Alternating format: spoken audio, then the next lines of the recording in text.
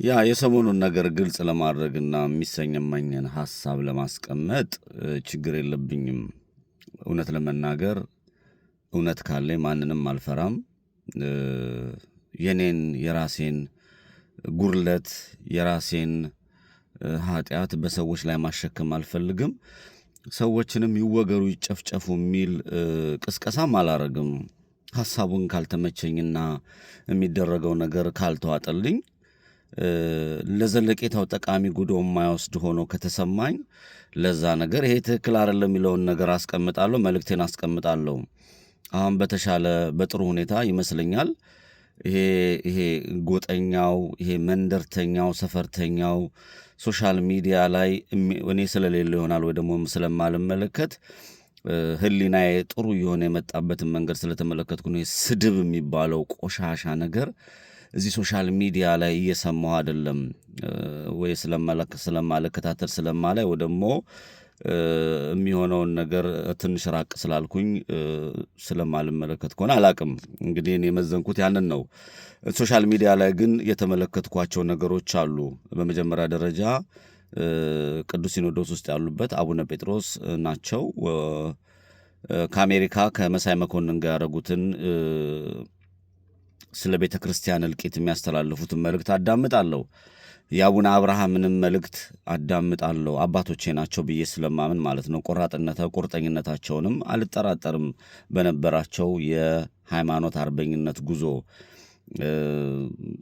ምንም ቢሆን ማለት ነው። በኦሮሚያ ክልል መላ ኦሮሚያ ላይ የኢትዮጵያ ኦርቶዶክስ ቤተ ክርስቲያን እምነት ተከታይ የሆኑ ኦሮሞም ክርስቲያን ኦሮሞም አማራም ትግሬም መላው ኢትዮጵያዊ እንደ በግ ይታረዳል። ስርዓቱ በየአካባቢው የተገኘ የኢትዮጵያ ኦርቶዶክስ እምነት ተከታይ በዘር ከተባለ ደግሞ አማራ የሆነ ኦሮሞ ደግሞ እውነት ሰው የሚሸት ሰው የሆነ ማለቴ ሁሉም ሰው ነው። የሰው ልጅ ሊመዘነው የሚችለው በአስተሳሰብ ነው። ጥሩ አስተሳሰብ ያላቸው ከሰው ጋር መኖር የሚፈልጉ ከሆኑ መልካምነታቸው ታይቶ ይታረዳሉ፣ ይገደላሉ። ይሄን አውቃለሁ። ሀገሪቱ ያለችበት ችግርና መከራ ጥልቅ ነው። ሀገሪቱ እየሆነባት ያለውን ነገር ስመለከት ልቤ ይሰበራል፣ አዝናለሁ በጣም። ለዛም በእያንዳንዷ ነገር ላይ ይጠቅማል ብዬ ሳስብ መልእክቴን አስቀምጣለሁ። ይታይ አይታይ የኔ ጉዳይ አይደለም። እኔ ከኔ አውጥቼ አስቀምጣለሁ። ይሳደቡ ምንም አይሉም። እያንዳንዱ ነገር በጨዋነት ይሄ ትክክል አይደለም፣ ይሄ መሆን አለበት የሚለውን ነገር አስቀምጣለሁ። ሰው በዛ ደረጃ ነው። ወደ ጉዳይ ልመለስ።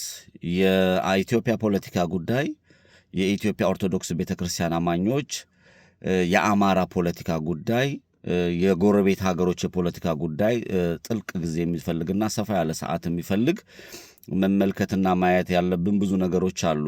ለምሳሌ የኢትዮጵያ ኦርቶዶክስ ቤተክርስቲያን ጉዳይ፣ የአማራ ጉዳይ የአንገብጋቢ ነው። ምንም ብትሆን አማራ ከሆንክ አንገብጋቢ ነው። ኮንሰርን አድርገህ ጉዳዩን እንደ ጉዳይ የምታይበት ወቅት ምድር ላይ የሆነ ያለው ምንድን ነው የተፈጸመ ያለው የሚለውን ነገር በጽሞና የምታይበት ወቅት ነው ብዬ ነው የማስበውና ነገሮችን በጽሞና እንዴ ምንድን ነው የሰው ልጅ እየሞተ አይደል እንዴ በማንነታችን እየተጨፈጨፍን ነው። ዘራችንን ለማጥፋት የተነሱ ኃይሎች አሉ። 4 ኪሎ ቤተ መንግስት የተቀመጠው ኦሮሚያ ክልል ላይ የተቀመጠው አዲስ አበባ ላይ የተቀመጠችው አማራ ክልል ባህር ዳር ላይ የሰፈሩ ሰዎች አማራ የሚባለውን ዘር ለማጥፋት ተነስተዋል። በተጓዳኝ የኢትዮጵያ ኦርቶዶክስ ቤተክርስቲያን እናጠፋለን ያሉ ጅማሬዎቹ ህወሓቶች ናቸው። አሁን አስቀጣዮቹ የኢትዮጵያ ኦርቶዶክስ ቤተክርስቲያንን እያረዱ እየገደሉ ነው።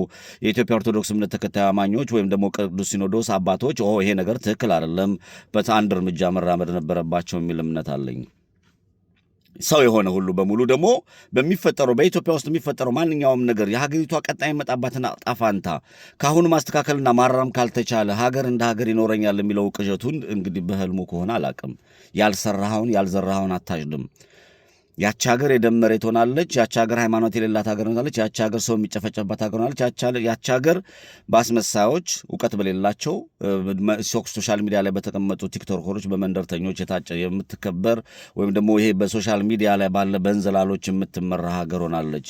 ያ ደግሞ እጅግ በጣም አደገኛ ነው ብዬ ነው የማምነው። አደገኛ ነው።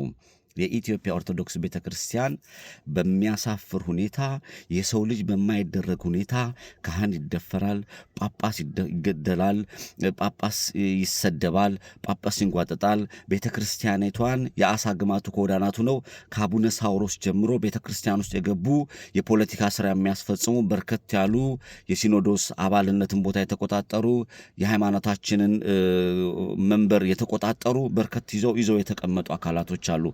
ፖለቲካሊ መጠቀሚያ ምእመኑ ከስር ያለው ይከተላል ያል አባቶቹ ቀድሞ ከፊት ዋጋ የማይከፍሉ ከሆነ ለአባቶቹ ማለት የምንቀልባቸው አይደለም።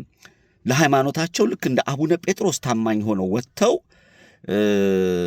ይሄ ነገር ትክክል አይደለም፣ ልጆቼ እኛ ከፊት እንቀድማለን ኑ ተከተሉም ብለው የማይነሱ ከሆነ ስለ ግድያው መግለጫ የማይሰጡ ከሆነ ስለ ግድያው ስለሚሞቱት ነፍሳት ስለ ሃይማኖታቸው ብለው ስለሚታረዱት ሰዎች የህሊና ጸሎት ካልተደረገ ችግር አለ ማለት ነው። መሳይ ጋር የሰማሁት ኢንተርቪ ራሳቸውን ለማውጣት እኛ ምን እናድርግ ህዝቡን፣ እናንተ ቅዱሳን አባቶች፣ ካህናት፣ ዲያቆናት፣ ምእመኑም ሁሉም ኃላፊነት አለበት። የቅዱስ ሲኖዶስ አባላትና በዚህ በኢትዮጵያ ኦርቶዶክስ ቤተክርስቲያን ማህበር የመሰረታችሁ በተለያየ ዓለም ላይ ያላችሁ ነጠላ ለብሳችሁ የምትሄዱ የወገኖቻችሁ መታረድ፣ የወገኖቻችሁ መጨፍጨፍ፣ የቤተክርስቲያን መቃጠል፣ የቤተክርስቲያን አደጋ ውስጥ መግባት የማይመለከታችሁ ከሆነ ሌላ ጉዳይ ነው። እኔ ግን ሁሉም ይከለከታል። ግንባር ቀደም ግን አባቶች ይመለከታችኋል። ስለዚህ አቡነ ጴጥሮስ፣ አቡነ አብርሃም፣ ሌሎቹም አባቶች የምትናገሩ በጅምላ እያልኩ አይደል፣ የምትናገሩ ፊት ለፊት በድፍረት የምታወሩ የመጣውን እንቀበላለን እንደ አቡነ ጴጥሮስ በአደባባይ ብንሰቀልም እንሰቀላለን ብለው ለእውነት የምትቆሙ አባቶች እንዳላችሁ አምናለሁ። በተቃራኒው ደግሞ እኛ ምን እናድርግ የሚል ከአቡነ አብርሃምም ከአቡነ ጴጥሮስም የሰማኋቸው ነገሮች ግን ልብ ይሰብራሉ። አቡነ ሳውሮስ የተቀመጡበትን የሀገሪቱ የሥራ አስኪያጅ ቦታ የኢትዮጵያ ኦርቶዶክስ ቤተክርስቲያን የምትሄድበትን ቦታ ቁጭ ብሎ ያሳያል ማለት ነው። አርሲው ላይ የታረዱትን ሄዳችሁ በሮብ በሬ አርዳችሁ ያ ትክክል አይደለም። የተሳከረ ነገር አለ አባቶቼ። ሽቅም መፍሰስ አልፈልግም። የኔ ኃጢአት ራሱ በጣም ብዙ ነው። ግን መታረምና መስተካከል ያለባቸው ነገሮች ስላሉ ሳልናገር አላልፍም። አቡነ አብርሃምም አቡነ ጴጥሮስም እኛ ምን እናድርግ ብላችሁ ወደኛ እንዳትመጡ ጥሬን አስተላልፋለሁ። ብዙ ነገር አድርጉ፣ ሙቱ፣ ለሃይማኖታችሁ ተቀበሩ። ጥቁር ለብሰን አደባባይ በወጣንበት ሰዓት እስከ ዛሬ እስር ቤት የበሰበሰዋሉ። ልጆቻቸውን ቤተሰቦቻቸውን በትምነው በአደባባይ መከራቸውን የሚያዩ የቤተሰብ አባላቶች አሉ። ከስራ የተባረሩ አዳነች አበቤ ያባረቻቸው። እግዚአብሔር በረከቱን ጊዜና ሰዓቱን ጠብቆ ይሰጣቸዋል። ለእምነታቸው የከፈሉት ዋጋ ነው። አልቆጭም፣ አልንገበገብም። ለእምነት የሚከፈል ዋጋ ስለሆነ ምእመኑ እንኳን በዛ ደረጃ ጥቁር ለብሶ በአደባባይ ዋጋ ከፍሏል። እናንተ ጥቁር ለብሳችሁ ምን እናድርጋችሁ ብሎ መመለሱ ተገቢ ነው ብዬ አላስብም። እማከብራችሁ አቡነ አብርሃምና እማከብራችሁ አቡነ ጴጥሮስ፣ ሌሎቹም አባቶች ቅዱስ ሲኖዶስ ላይ የቅዱስ ሲኖዶስ ዋናው አባታችን ቤተ ክርስቲያኒቱ ቀኝ ተገዝታለች ብለዋልና ያችን ከቤተ ክርስቲያን ከቀኝ መገዛት እንድናወጣ ሁላችንም ኃላፊነት አለብን። የኔም የእናንተም የሁላችንም ነው። የምናየው ነገር ልብ ይሰብራል፣ ያማል።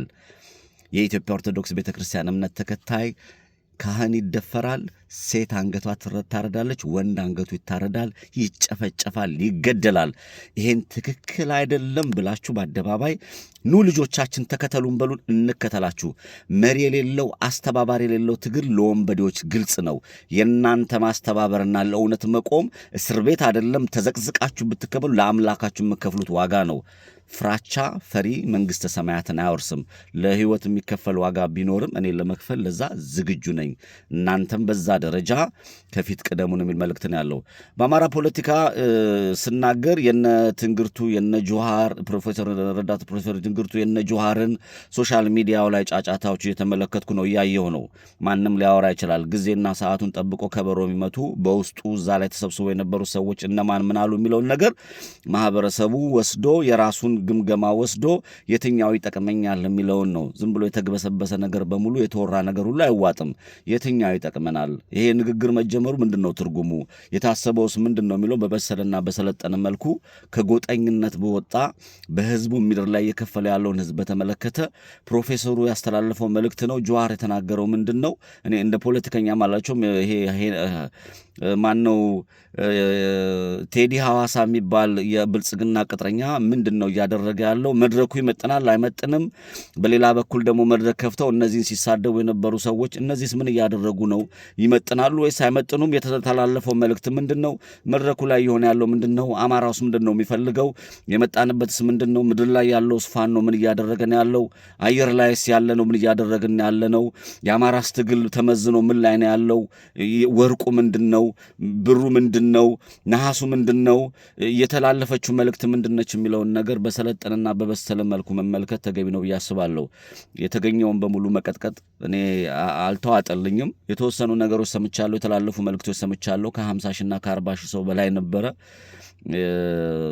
የተባሉት ነገሮች በመልካም ጎኑ አያቸዋለሁ። እነማን ምን አሉ የሚለውን ነገር መድረኩን ሆስት ያደረገው ሌላ ነው፣ መድረኩን የሚመራው ሌላ ነው። ምንድነው የተፈለገው የሚለውን መመልከት ያው ይሄ ሶሻል ሚዲያ ጊዜ አይደለ፣ ቲክቶክ አይደለ እና ይሄ የማጭበርበሪያ ነገሮች ሊኖሩ ስለሚችሉ ሰከን ማለት ጥሩ ነው ብዬ አስባለሁ። አሁን የተባለውን ነገር ወስደን ወደ ራሳችን መንዝረን በፖለቲካዊ ትርጉም ሰተን የምናይበትን ነገር መፍጠር እንጂ ይሄ ጫጫታው ተገቢ ነው ብዬ አላስብም። ሰከን ብላችሁ ተመልከቱት። የህዝብ መከራ ምንድን ነው? ኢትዮጵያ ያለችበት ደረጃ ምንድን ነው? አማራው ዋጋ እየከፈለ ያለው ምንድን ነው? ምድር ላይ ፋኖ አመራሮች ምን እያደረጉ ነው ያሉት? መተባበር የሚባለው ምንድን ነው? ጠላት ማን ነው? አሁን ምንድን ነው ብናደረግ ነው ይሄንን ህዝብ ከድሮን ቅጥቀጣ የምናወጣው? የሰው እርድ የምናቆመው? የሬሳ ምርታችን እንደ ኢትዮጵያ መቼ ነው የምናቆመው? የአማራ ብቻ አይደለም፣ የኦሮሞም፣ የትግሬም፣ የጋምቤላ፣ ቤኒሻንጉልም ህዝቦች እያለቁ ነው። ህዝቦቻችን እንዴት ነው መዳን የሚችሉት? ስፔሻሊ ስፔሲፊክ ተደርጎ የአማራ ህዝብና ኦርቶዶክስ እንዴት ነው መሆን የሚችሉ? ሙስሊም ከሆን ከአማራ የፖለቲካ ማቋመሪያ ወይ ደግሞ የግድያ እንደ መዝናኛ እየተቆጠረ ስለሆነ እነ ሽመልስ አብዲሳ 4 ኪሎ ቤተ መንግስት የተቀመጡት ምን እያደረጉ ነው የሚለውን ነገር ለሆሳስ በብልጠት በማስተዋል ያንዳንዷን ነገር መመልከት የሚቻልበትን መንገድ መመልከት፣ ፖለቲካዊ ትርፍ እንዴት ነው የሚገኘው፣ የሰው ልጅ ሬሳ ማምረት እንዴት ነው የምናቆመው የሚለውን፣ ሀገራችን እንዴት ነው የምንቀጥለው የሚለውን ነገር ማሰብ ተገቢ ነው ብዬ አስባለሁ። ሁሉንም በመልጎ ነው የማየው። ቴንክ ዩ